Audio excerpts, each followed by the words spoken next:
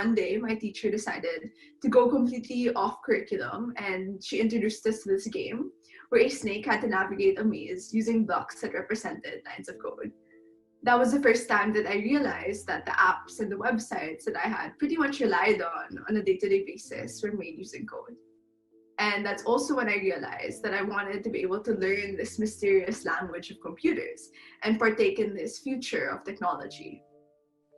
When I asked my teacher if we would be able to learn more about programming in the classroom, I was told that no, unfortunately, it isn't part of the national computer curriculum, but I could go online and engage with free CS tutorials from there. So that's what I did. For the rest of middle school and early high school, I would look up free computer science tutorials, how to learn how to code. And that was how I kind of self-taught myself different CS skills. Fast forward to high school, and I started being asked all these questions about my future, about what majors I wanted to apply for, what schools I wanted to potentially go to, and what kind of career I wanted to have in 5 to 10 years. In response to many of those questions, I said that I was considering a career in technology. We are in the midst of the 4th industrial revolution, and we've seen advances in robotics, artificial intelligence, the Internet of Things, 3D printing, and genetic engineering. What does this mean for women and girls? Crystal Rejeje, Managing Director of the Center for the 4th Industrial Revolution, Rwanda. The 4th Industrial Revolution represents a fundamental change in the way we live, the way we work, and the way we relate to one another, as well as the rate and the scale at which that change is happening. When we speak about the 4th Industrial Revolution, it's really about blurring the boundaries between the digital, the physical, and the biological world, where we've seen advances in robotics and artificial intelligence, Internet of Things, 3D printing, genetic engineering. Although women and girls were largely excluded from the previous industrial revolutions, the 4th Industrial Revolution is anchored in disruptive technology that can address very specific areas of gender discrimination and really bring about equality. But in order to achieve this, we have to empower girls and women to be more than just consumers of technology. They have to be the designers and the developers of this technology. My peers were surprised because I was the only girl in my entire grade that wanted to go into tech. And I was one of 2 that wanted to go into STEM as a whole. The other girl wanting to be a doctor, so very different from my aspirations in tech. I was already thinking about technology for social impact. WeTech is a global youth-run nonprofit organization that aims to educate, inspire, and empower youth from around the world to break gender barriers and use tech to make a difference in society. We have 14 chapters spread across 6 countries around the world, and we're just getting started. Overall, our goals are not just to close the gender gap in tech, but also promote tech accessibility for all, regardless of their socioeconomic status. Education systems have allowed gender divides to be perpetuated. The most marginalized girls are the worst affected. While girls tend to outperform boys in reading skills in most regions, they continue to be underrepresented as top performers in STEM subjects and later in the STEM workforce. Stephen Burrow, International Telecommunications Union. Research clearly indicates that the majority of future jobs will require at least basic digital skills. And research also notes that globally, women are much more likely to lack those skills than men are. The issues range from the worst countries where women are outright denied or blocked from learning opportunities to those where it's less obvious but no less present due to systemic social issues. What's particularly troubling now is that unfortunately the learning challenges that women and girls and young women are already experiencing are worsening in the wake of the pandemic, and the need for those skills are becoming more and more critical. We need to work much harder and faster to ensure equal opportunities for girls in digital skills acquisition if we are to fully leverage the potential of ICTs as the foundation of a better future for all. And so what this requires is building skills at the most basic levels of digital literacy to advanced engineering skills. And when we look at the developed world, women represent about 1/4 of the STEM workforce. And if you look at some of the emerging economies, this is a much lower number. And so you'll also find that the numbers are skewed towards science and mathematics, and you have much fewer women in engineering and technology roles. So I think that we have to encourage girls from a very young age to embrace STEM, and we need to help them understand the importance of STEM jobs in the current economy as well as the future of work. The COVID-19 pandemic has forced innovation into the heart of almost every education system around the globe, but left millions of girls in poor rural communities with little, if any, access to learning. How can this change? Nazrin Siddiqa, Brookings Echidna Global Scholar. So we are moving fast to develop the technology, but we are very slow in developing our girls' quality education standard. We are not giving emphasis for reducing or resolving multiple level barriers for women and girls in STEM education and school and career. So it is a total imbalance if we give emphasis for technology, emerging technology, but if we do not give emphasis for our rural girls and women. A recent report by ITU's Equals Access Coalition indicates that the world's least developed countries have women at 33% less likely to have internet access than their male counterparts. This unequal access to ICTs is not a new phenomenon, but the connectivity chasm has taken on a much greater and more alarming amplitude in the wake of the COVID pandemic, as women are once again bearing the brunt of the social and economic consequences of the crisis. COVID-19 has exposed, many of the stark inequalities in education, particularly in many emerging economies. And so, there's first the issue of access, and that's access in terms of devices, in terms of the cost of data. But secondly, there are also many girls who've been disproportionately burdened by chores at home when they're supposed to be at home continuing their learning remotely. We knew that in order to really embody this principle of equality, we couldn't just make this 50-50 in the tech industry just from the upper strands of these socioeconomic, spectrum. We needed to make sure that 50-50 was diverse and came from multiple backgrounds. In essence, the Women in Tech Teach program really aims to go out into communities and bring technology education to communities with little to no access to tech. I say this because in many places that we go, the students have never heard of programming before, much less startups or different careers in technology. We aim to normalize that going into STEM just doesn't mean being a doctor or an engineer. And we also aim to bring about this mindset that you don't have to associate different careers with different genders, and that you can be anything you want as long as you are 100% like your most authentic self. Why are there so few women and girls in the world of science, maths, engineering, and technology? Multiple barriers are holding women and girls back. Poverty, lack of affordable access to devices, lack of exposure to ICTs, lack of training in digital literacy, lack of relevant content, particularly in local languages and in formats that can respond to women's lower literacy rates in those poorer countries. Concerns about online safety, entrenched gender stereotypes and cultural norms, and a lack of visible female role models in an industry that is still overwhelmingly dominated by males. Looking back, I think the feedback that hit me the hardest was when a teacher told me, "Audrey, parang di ka bagay sa tech," which means, "Audrey, you don't seem like a good fit for technology." And hearing this as a young teenage girl from a teacher that I had very much looked up to was a pretty low blow.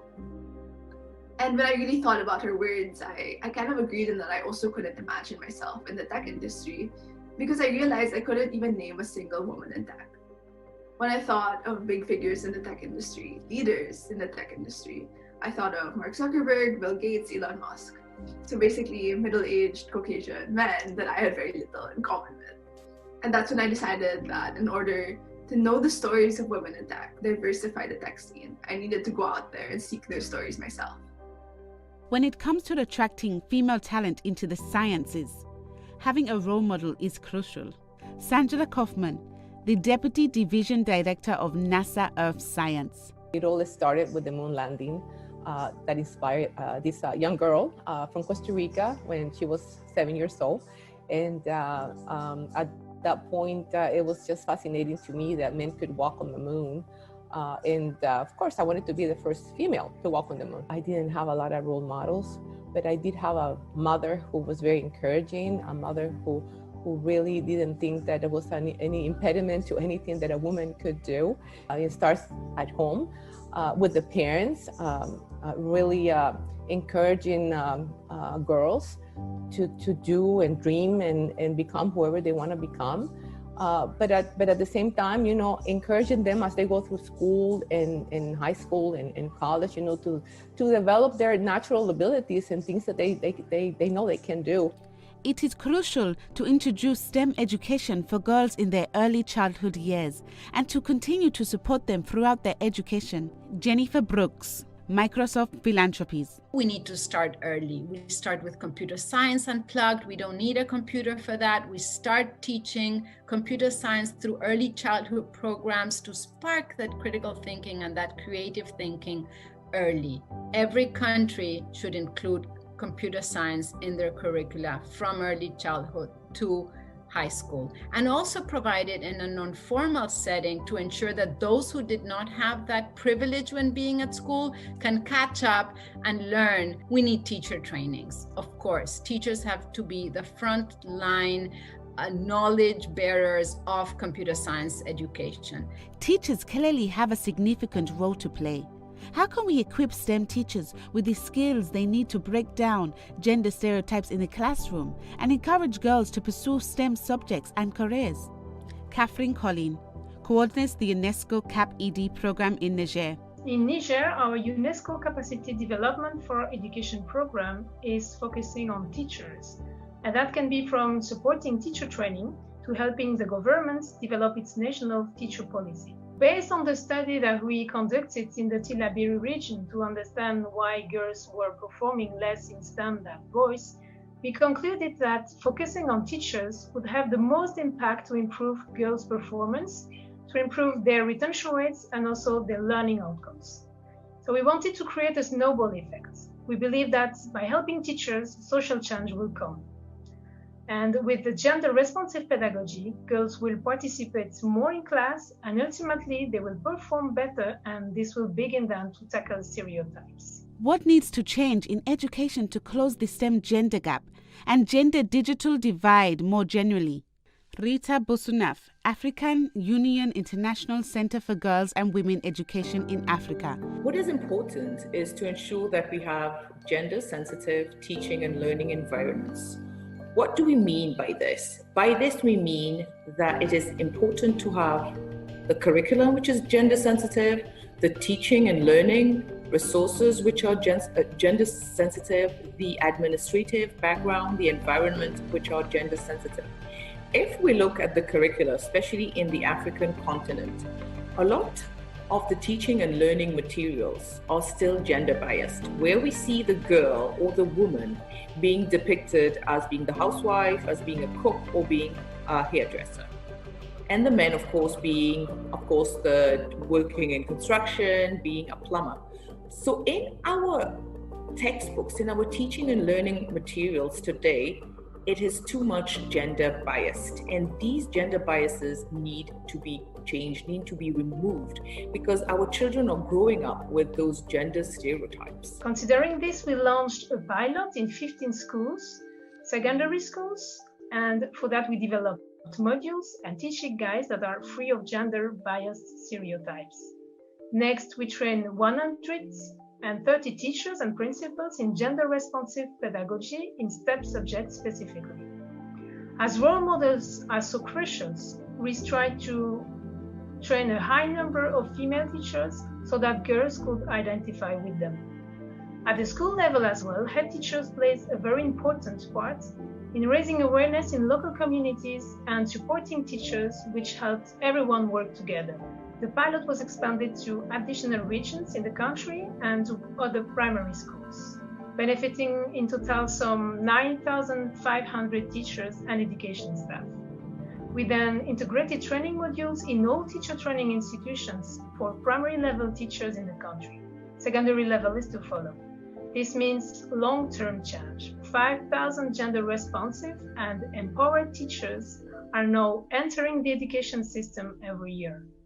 This is now reaching an estimated 500,000 students, 40% girls, with access to gender-responsive education.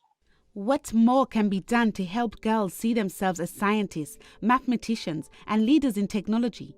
What does a girl-centered approach to STEM education look like, and how can we be part of the solution? Lauren Rumble, UNICEF. UNICEF, together with governments and businesses, is spearheading a global program dedicated to girl-centered learning. In over 18 countries now, we have active programs supporting girls' skills and training designed by girls themselves. We believe, based on evidence, that in order for girls to learn and thrive, specific learning opportunities for them to learn and thrive must be girl-centered. First, girls must be co-designers and managers of any program that we support, ensuring that the programs are tailored to girls' realities and also incorporate their feedback during program implementation. Second, we need a multi-pronged curriculum that includes STEM, but not alone. It must also include foundational, informational, and digital skills, like digital safety and literacy. Thirdly, we need safe spaces for girls to learn, such as dedicated digital labs and learning platforms, after-school clubs. And we need to link these spaces with female mentors and coaches who can help transition girls to support services when they're needed, as well as work experience programs. How can we promote girls' STEM learning outside of the classroom? We had formed many science club, environment clubs, STEM club in Bangladesh. So our experience says that when we had formed a science club, and if it is a girls-led science club or STEM club, they really do better and they can help other girls too. And we found that they can do good for the future career. So this type of extracurricular activities and girls club are very important. And exchange programs like the urban students and teachers can come to the rural area, and rural students and teachers can come and take the opportunities in urban schools. How can technology provide tools to help them break down barriers which keep girls and women from accessing learning opportunities, participating in the workplace, and making their voices heard? The role of technology in breaking gender barriers is that technology basically democratizes access as long as you have a laptop, as long as you have a Wi-Fi connection. In this day and age, we aren't limited anymore by what we can learn just in the classroom. We can learn things online. So in terms of breaking the gender gap in tech, technology is such a useful tool because it doesn't just provide mentors, it provides resources, it provides community. So essentially what we want to be able to do and achieve with WeTech, and hopefully with partnerships as well from other organizations, is really this future wherein there are no limits to what a child can learn because they don't have access to tech, so that they in turn can build, create, and represent their communities and using tech for social change. Education systems cannot drive such transformative change alone. Who needs to be at the table? How can we ensure women and girls are at the heart of this work? So achieving, gender equality in STEM education will directly contribute to achieving gender parity across the board. That's really a fundamental belief of mine. And so we must have a multi-stakeholder approach in the way we're securing commitments from governments, businesses, academia, civil society across the board. And it has to be championed, at the highest level of leadership, but all the way to the level of parents, teachers, and local government leaders. So I think the main message is that we must all take ownership of the problem, and we must all be a part of creating the solution. We all need to recognize first that this is a challenge, to understand and appreciate that in our world, empowering women empowers society. And then we need to start making a concerted effort to understand that digital skills are where the future is going to be taking us. And then we need to really focus on making sure that women and girls can participate and can lead in this area. We really need to encourage all private sector and public sector to come together in a multi-stakeholder approach to support access to computer education. Because that's the only way we will ensure everybody's participation in a digital economy, through digital inclusion and livelihoods that are inclusive, not only of learning how to use technology, but how to understand how to create technology. This year, UNICEF, Volta Capital, and Global Smart Investing launched a report that argues that together we can leverage over $21 billion in impact investments for girls' learning, including for skills of the future like STEM. Imagine what this kind of large-scale investment can do for girls and women and for the societies in which they live. Investing in girls at this kind of scale can have a transformational, intergenerational effect. World's best investment is the investment for girls' education.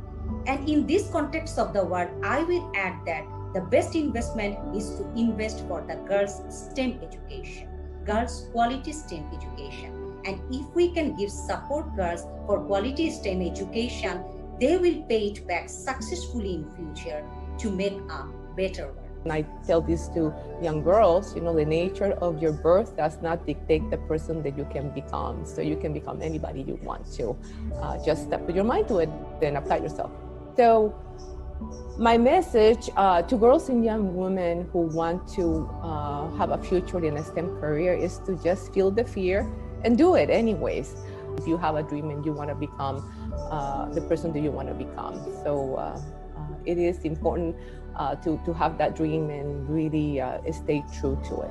The most wonderful thing, or one of the most wonderful things I think about being a part of Gen Z, is that we can connect with absolutely anybody around the world as long as they also have that very connection to technology, to the internet.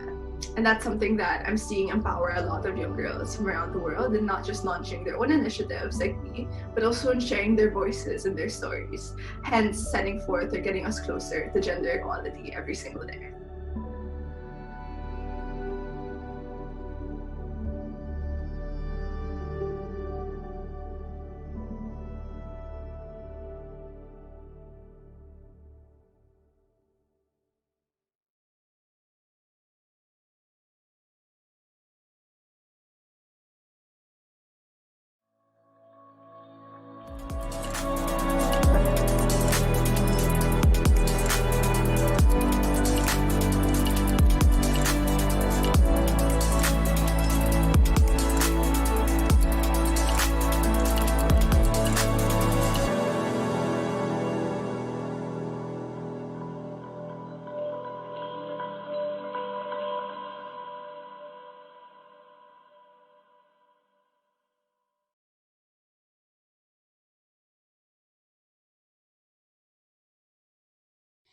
So, hi, I'm Gerda with UNICEF in East Asia Pacific. I work on girls empowerment and girls in technology. And today it's my pleasure to be here with Fatima and Aline to have a real talk behind the scenes after the session that we've just watched. Fatima and Aline have embarked on amazing journeys in the technology, science, and innovation areas. And over to you, Fatima. Please introduce yourself and tell us a bit about yourself.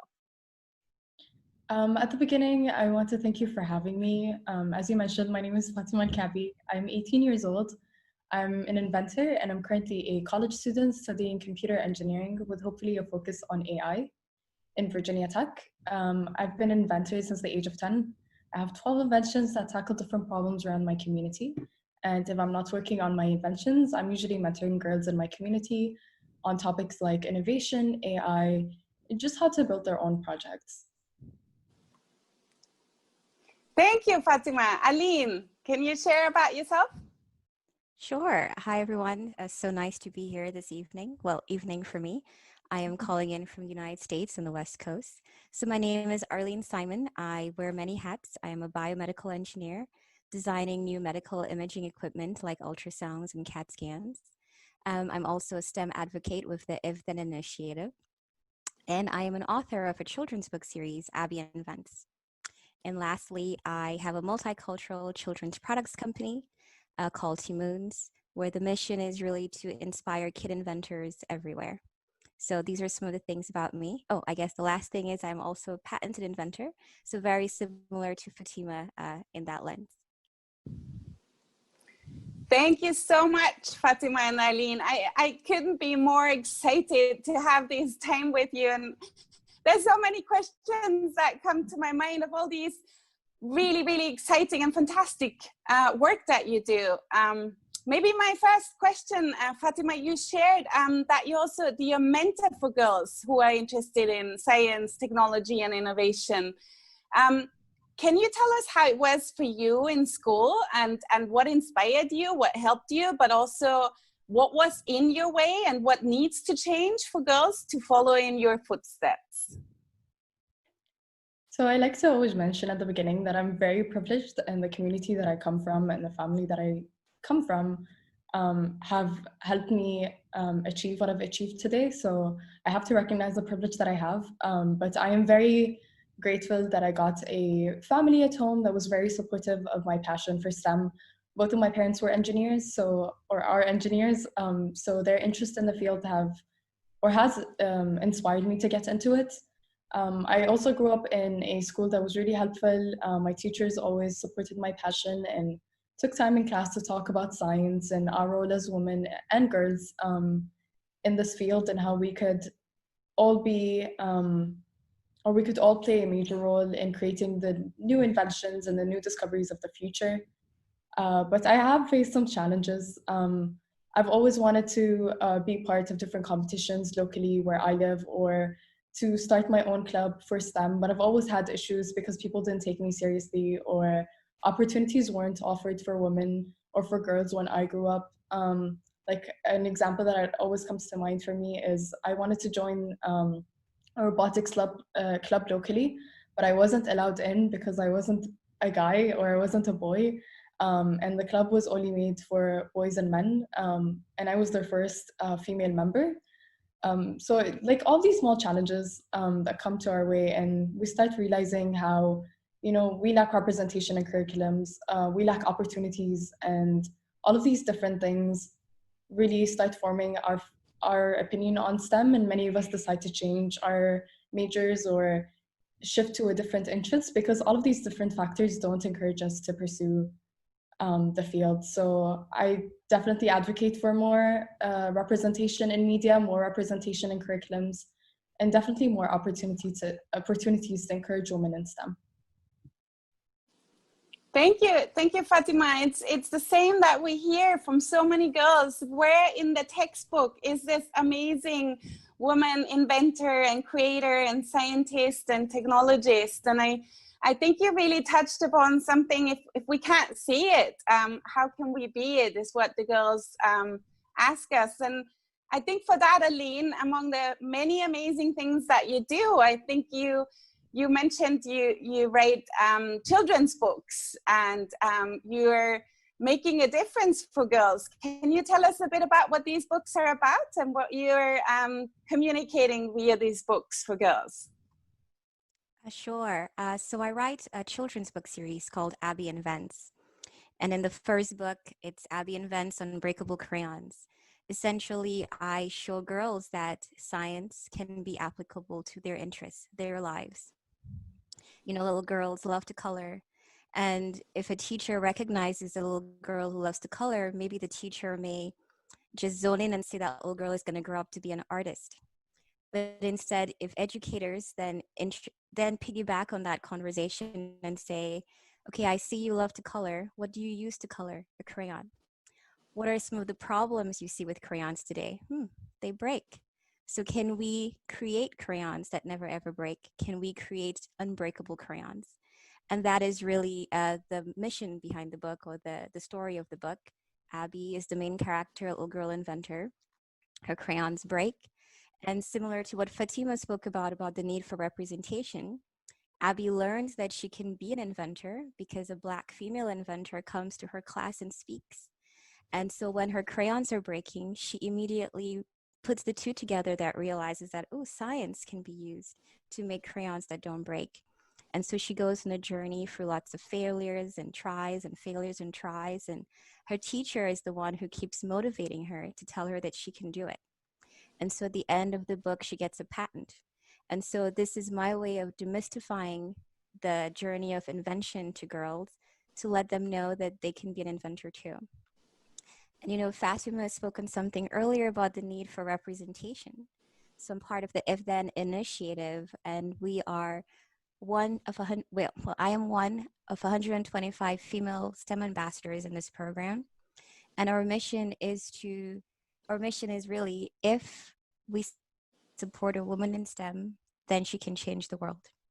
And so our mission is to change that cultural perception of who can be a scientist, and to really show girls that you can be a scientist as young as you are, as long as you have incredible curiosity, then you have a place in science. And so we have resources on ifthencollection.org, where parents and educators are able to access STEM stories of 125 real women in STEM doing science, get new classroom posters, and all of that is really to have some more representation in the classrooms. Yeah. This is amazing, Aline, and I wonder, Abby's stories with the unbreakable crayons, and in the end of the story, you say she had a patent. Do you also want to share a bit about the patent that you have, Aline? Yeah, so I'm a biomedical engineer, and so in graduate school, I went to University of Michigan. And with my PhD advisor, Dr. Shu Takayama, and other graduate students and postdocs in the lab, we invented a diagnostic test that helps detect when cancer patients are rejecting bone marrow transplants. And so that was the work I did for my dissertation research. And thankfully, that was able to result in a few patents. And so that is the invention that I have to my name. And so that's really my mission, is to show girls that, if I can be an inventor, if Abby can be an inventor, if Fatima can be an inventor, then they can be an inventor too, no matter what their background, what their age. We can all be inventors if we see a problem in the world that is worth solving and we have the skills to solve it. There should be nothing in our way to stop us from solving that problem. That's so inspiring, Aline. And I think, as you mentioned, being an inventor, in particularly spaces that don't really yet have a lot of representation of women or invite them in. I think Fatima also shared that she's focusing on artificial intelligence now in her studies. Fatima, do you want to share a bit about what that focus is about? So growing up, I've always had an interest in new technologies. I specifically liked robotics, but the closer I got to getting into college, I got more interested in artificial intelligence. And as I read about the fourth industrial revolution that we're currently living in, and the great uses that we could use artificial intelligence for, I got really interested and decided to major in it. I want to create technologies that could help people, although many don't agree with artificial intelligence or don't see it as a great technology, or are somewhat scared of what's going to happen in the future now that we have AI. I try to see the good side of it, and I look at all of these different things and the potential of AI and how we could use it to diagnose new diseases or improve education, or provide all of these different opportunities for people and customize every experience using AI. Are there challenges with AI? Is it scary? Definitely. Am I happy with computers knowing everything about me? No, but it might make our experience in this world easier, and we could have that shift from working in routine jobs and doing things that we don't like and we're not passionate about to being more creative and pursuing fields that we're interested in, because computers are doing all the boring work. So I'm hoping to continue my education in AI, hopefully getting my PhD, and I'd like to start my own AI company and also become a professor. It's been a dream of mine. So I hope to spread the knowledge on AI and STEM in the future, and hopefully inspire more girls and women to get into the field. Thank you. These are inspiring and amazing plans you have. And I think what you touch upon is frontier technologies like artificial intelligence need to be created together, and they need to be created for good. And that's why we really need girls for all sectors and layers of society to have the opportunity to engage. And that maybe brings me to a reflection that we all are having these days is, now with COVID-19, the pandemic and the measures that led to many schools being closed, now it's all about distant learning. And how are these challenges for girls now that have to learn online? Is it equal for them? Do they have the digital literacy skills? Do they have the same access to digital devices to engage and to access distant learning?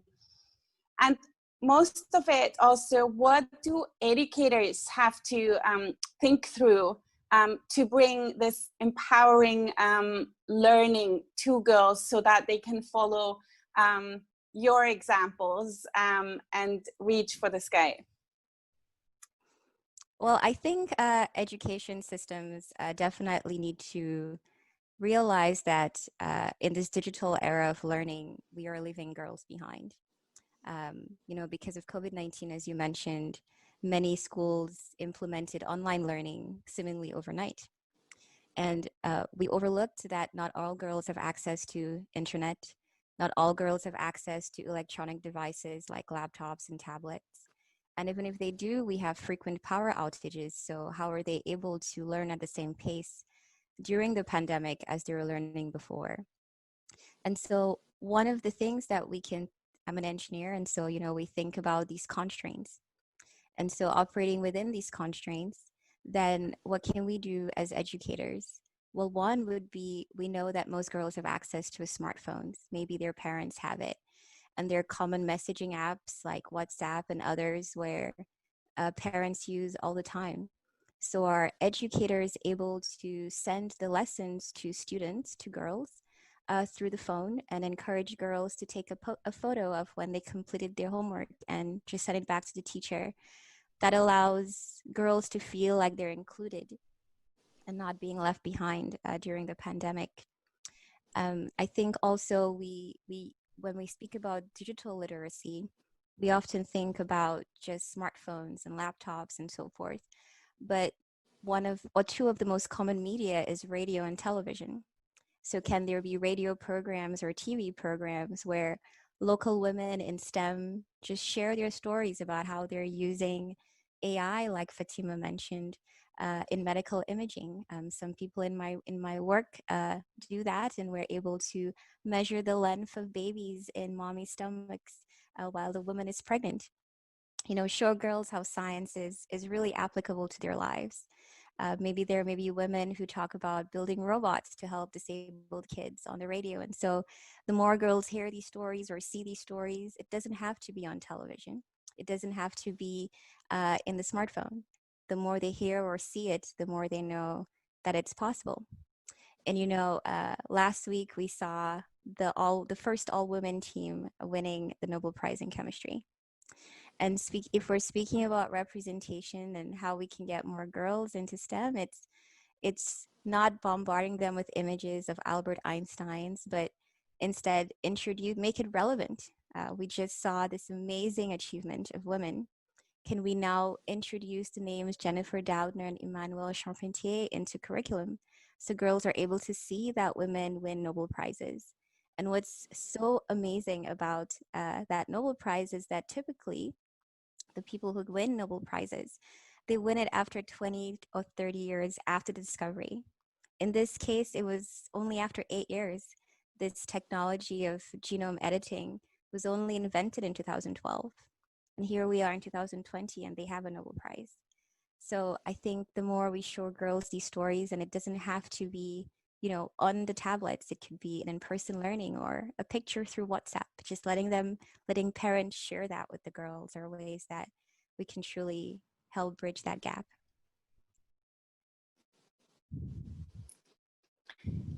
I'm really, really pleased how you mentioned the Nobel Prize. And I think we were all so thrilled because it's another important piece in the puzzle for girls and for educators. And as you say, for communities and parents to see that amazing acknowledgement of what women can achieve in these various areas of science, technology, engineering, maths, all these areas.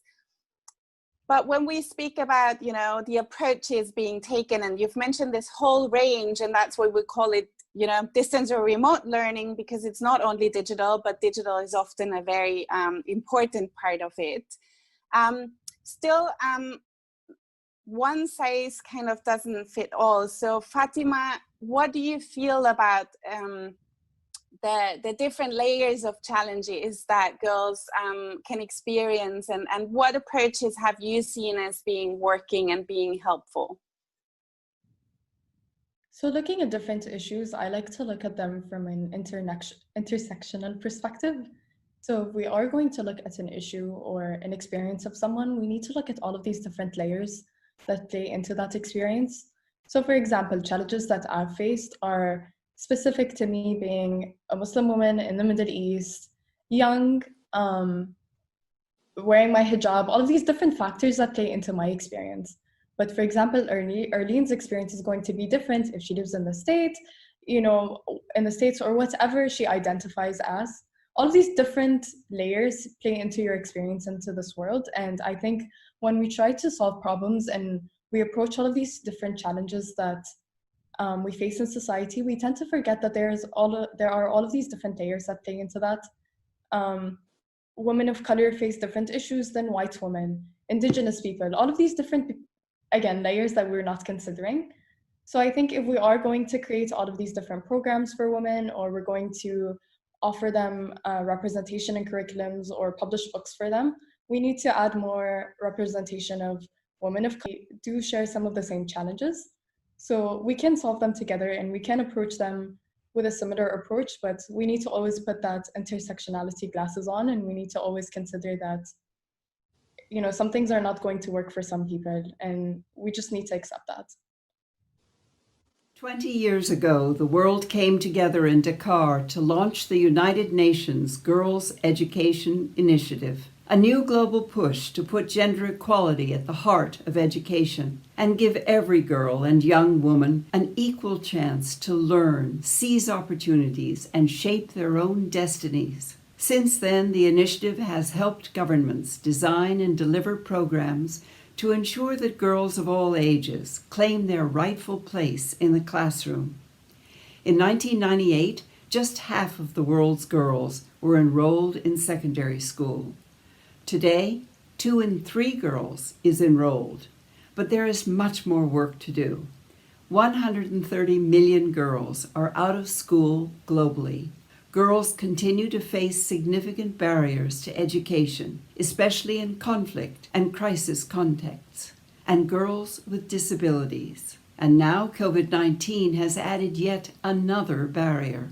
The pandemic has disrupted learning for over 1 billion students. It has exposed deep inequalities in education, especially for girls without access to technology for online learning. Under lockdown, millions spend their days instead doing housework, caring for siblings, fetching water.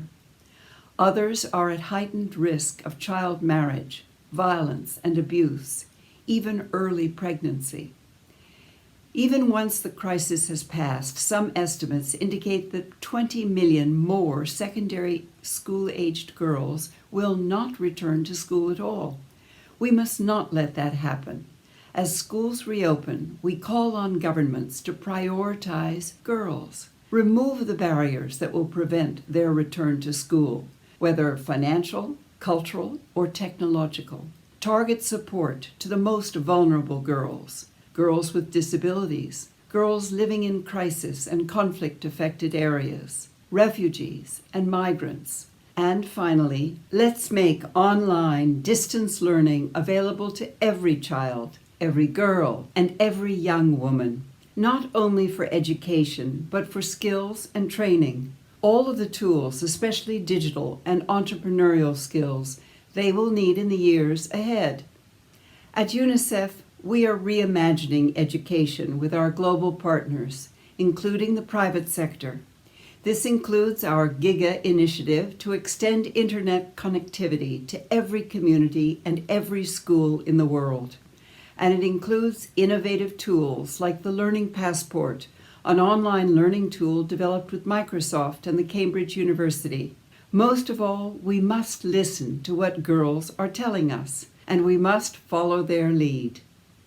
When I spoke with Fatou and Mazoun and Sodfa and Zainab, I heard how youth-led organizations are responding to COVID by offering online courses to build ICT literacy for girls, and how they're using social media to ensure that health information reaches marginalized girls.